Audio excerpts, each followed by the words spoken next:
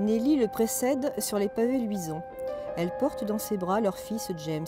De la rivière monte une méchante humidité qui semble vouloir concurrencer celle des nuages rampants, s'insinuer dans les maisons éclairées et les sourires des enfants.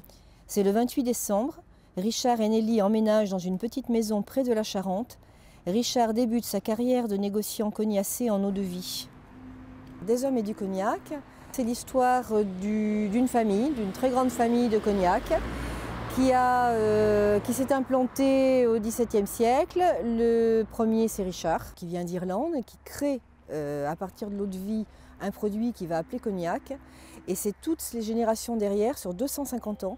Ça raconte vraiment l'évolution de ce produit, comment ils arrivent à le faire vivre, à le faire grandir et en faire quelque chose qui est internationalement connu.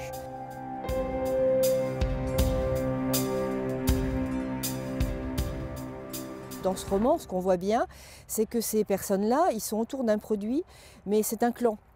Ils fonctionnent vraiment en clan et quel que soit ce qui leur arrive, les événements qui vont les perturber, ils se ressouderont toujours autour du nom pour sauver la famille, l'esprit, dans le souvenir de l'ancêtre et de ce qui les relie, c'est-à-dire le cognac. Yolande d'Estremaux, c'est une femme qui est descendante de la famille dont il est question dans le livre, qu'elle appelle Shaughnessy, mais bon, pour les gens de Cognac, c'est évidemment NC.